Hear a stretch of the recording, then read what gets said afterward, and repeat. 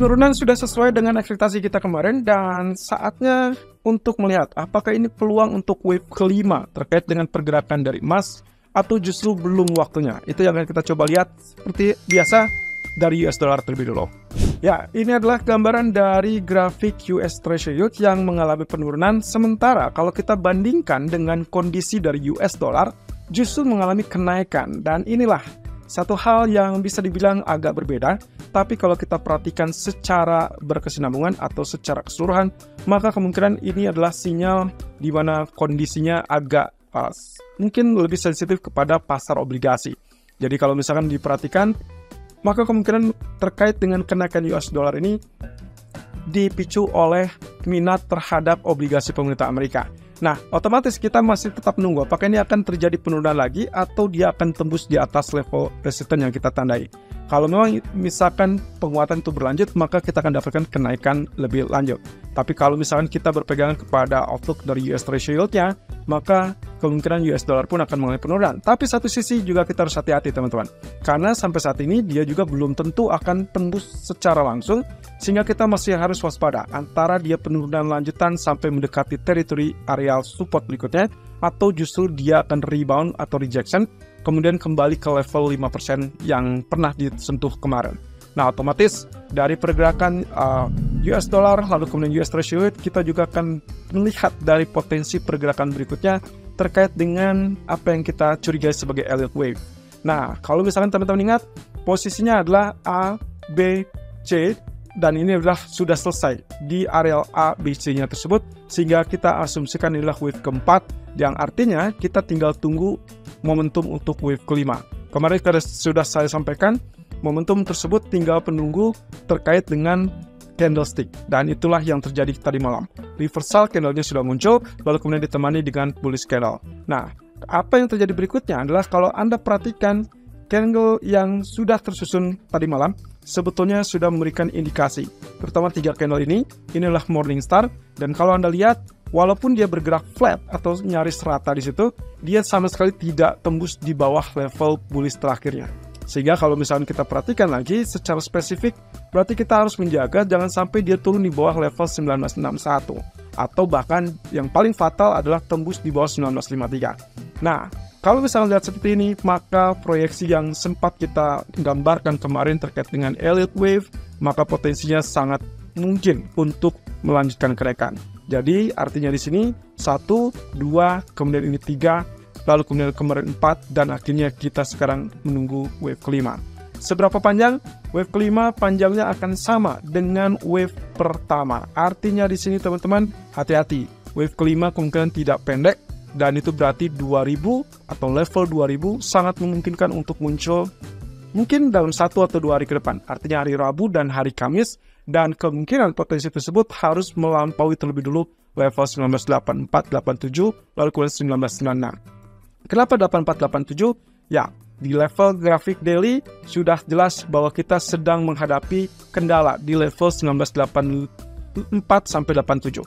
Itulah sebabnya 2 hari yang lalu sempat sentuh 1996, tapi ditutup dengan penurunan kembali di bawah 1984. Itu menandakan bahwa level ini masih tetap kritikal. Artinya kita masih tetap harus tunggu sampai dia betul-betul tembus.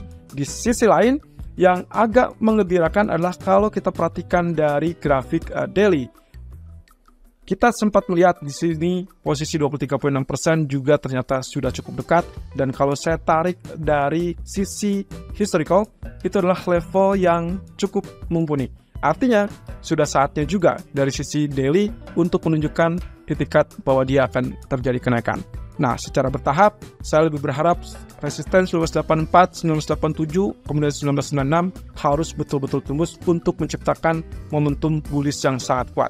Di sisi lain, kita juga harus mengantisipasi kalau ternyata dia gagal untuk mengalami kenaikan, maka ada potensi dia mengalami penurunan terlebih dulu, dan itu berarti melirik zona 1947. Nah, ini yang akan menjadi catatan khusus teman-teman. Selama dia tidak tembus di bawah 1947 atau 1945, maka itulah tetap sebagai sinyal bullish. Yang artinya, teman-teman punya opsi untuk melakukan buy di zona terdekat 1965 sampai 1967, atau menunggu sampai kisaran 1945 sampai zona 1950-an. Itulah zona yang paling ideal, tapi ingat catatannya adalah stop loss dipasang di bawah 1945. Nah, kalau ternyata dia tembus di bawah 1945, teman-teman punya kesempatan untuk switch strategi menjadi sell dengan potensi penurunan kira-kira 1932 ataupun maksimum 1916. Tapi mungkin kita akan lihat ada perlawanan di kisaran 1920 sampai 1924. Oke, kemudian kita beralih dengan outlook dari crude oil. Karena posisinya dia sudah mulai penurunan persis dengan apa yang kita harapkan. Sekarang kita berasumsi bahwa dia akan terjadi perlawanan terlebih dahulu alias rebound. Tapi rebound tersebut tidak diharapkan lebih tinggi dari zona 84 atau bahkan 85. Sehingga kemungkinan potensinya, kalaupun dia mengalami rebound, maka itu adalah pullback sementara, kemudian dia berbalik turun. Nah, ini adalah isyarat yang memungkinkan untuk terbukanya peluang sampai zona $81 per barel. Nah, di grafik daily-nya sangat jelas. Long black candle berarti masih tekanan turun untuk crude oil. Terakhir yang kita lihat dari pound sterling yang ternyata lagi-lagi mengalami kegagalan untuk mengalami penembusan dari resisten yang kita sudah tandai sejak lama. Nah, kalau kita lihat di sini ada dua hal yang menunjukkan. Pertama adalah rejection dari zona resisten trendline garis merah tersebut. Yang kedua adalah kalau Anda ingat, kemarin kita sudah sempat sebutkan bahwa kenaikan pun masih belum bisa keluar dari zona long black candle tersebut. Ini adalah tanggal 12 Oktober dan kita punya kriteria selama dia tidak tembus zona tengah ataupun maksimumnya adalah zona tertingginya, maka itu masih tetap jalur bearish. Dan itulah yang terjadi kemarin, dia ternyata gagal untuk tembus. Karena hal tersebut kita akan lihat posisinya dia masih tetap dalam jalur penurunan. Oleh karena itu, keep sell untuk pound sterling, lalu kemudian kalaupun misalkan Anda ingin merubah strategi menjadi buy, pastikan dia betul-betul tembus di atas 1.22800 atau 1.23000. Nah, sementara kalau kita perhatikan dari grafik H4-nya, maka peluang dari pola kenaikan kemarin, ya kita sebut dengan expanding wedge, sepertinya gagal karena dia sudah kembali di bawah jalur ini, teman-teman. Nah, itulah sebabnya kita sekarang memiliki teritori yang baru dan kemungkinan posisinya juga sama.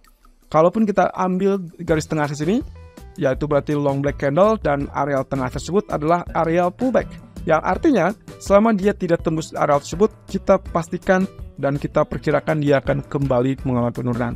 So, sell tetap untuk pound sterling, tapi kalau naik di atas 1.22800, silakan switch strategi menjadi buy.